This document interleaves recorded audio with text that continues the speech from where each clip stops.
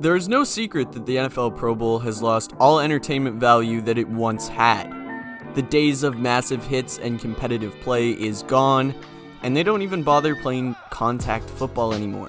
Instead, it's a flag game where still the players aren't exactly taking the event seriously and putting on a show for their fans, which is fine.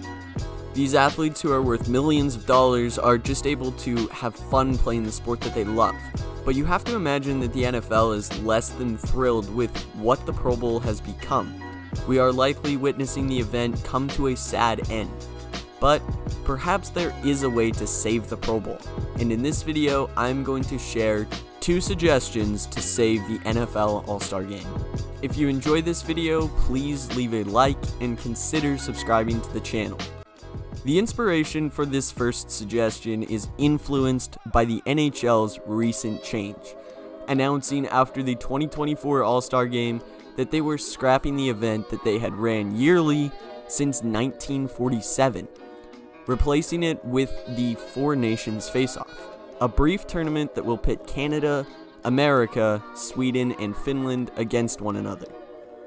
Obviously, for football, it's impossible to make an international tournament, but what can be done is to take the top represented states by NFL players and create flag football lineups and pit them against one another. For the sake of this example, we'll take the top 6 states, which, according to my research, are Texas, Florida, California, Georgia, North Carolina, and Louisiana. My proposed tournament setup would still include the skills competition with beloved events such as dodgeball, accuracy, and the relay race. These events will earn each state points, and the points will determine the bracket seeding for the flag football tournament. The top 2 seeds will receive a first-round bye. Now, flag football games still don't have enough on the line for many pros to take it seriously. So, my proposal to fix this is a jackpot. Say each player on the winning team receives a $25,000 prize that the league donates to their former high school football programs in their name. Now let's quickly go over the projected rosters for each state. For Texas, take your pick at quarterback. You've got the 2 guys in the Super Bowl plus Baker Mayfield. Devon Achane would be a beast, and they've got a very solid defense. For Florida, Lamar Jackson with that running game, a very solid defense, and good receivers. That's a very, very scary secondary for flag football. California, again, take your pick at quarterback. Great wideouts, decent defense. I think the secondary is the weak point of this team, but still, really, really solid team. Georgia, with Justin Fields, Gibbs, and Kamara.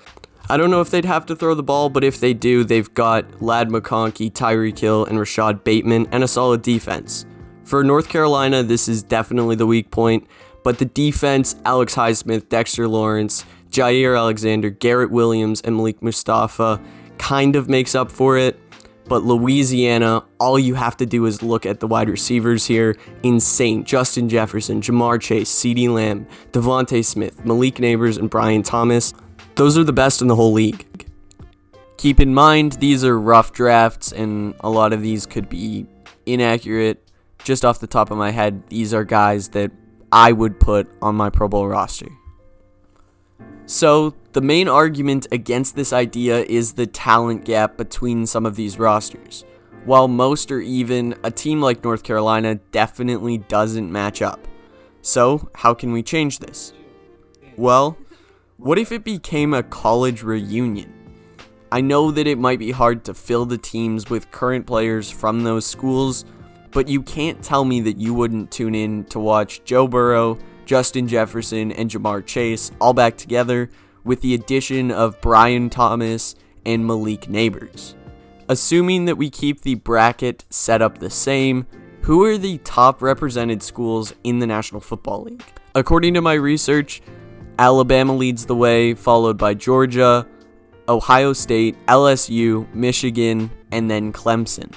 A quick visual on your screen of all the rosters. I only listed 5 offensive skill position players, as for this to work, I think lowering the roster size would need to happen. And the one flaw in this idea is drawing up a defensive lineup for all of these schools. I found to be challenging. Obviously, with some of the schools like Alabama, it's a lot easier than looking at a Clemson and trying to fill it with guys that can play flag football. So that's maybe one flaw in this idea, which I would probably lean for the state plan instead.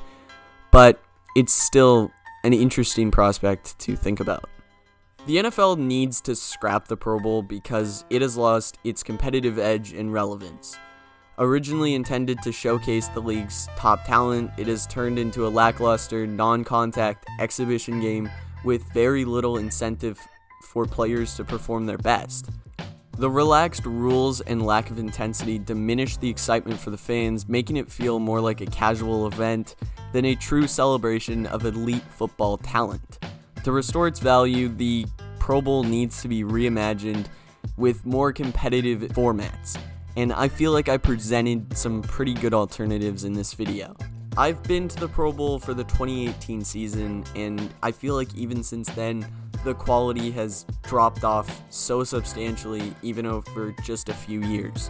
The one season that it had to be held on Madden was kind of the turning point for the Pro Bowl, in my opinion, and ever since then, they had that one season in Vegas where Mac Jones hit the gritty, and that was the highlight of the entire thing, as there was no contact football.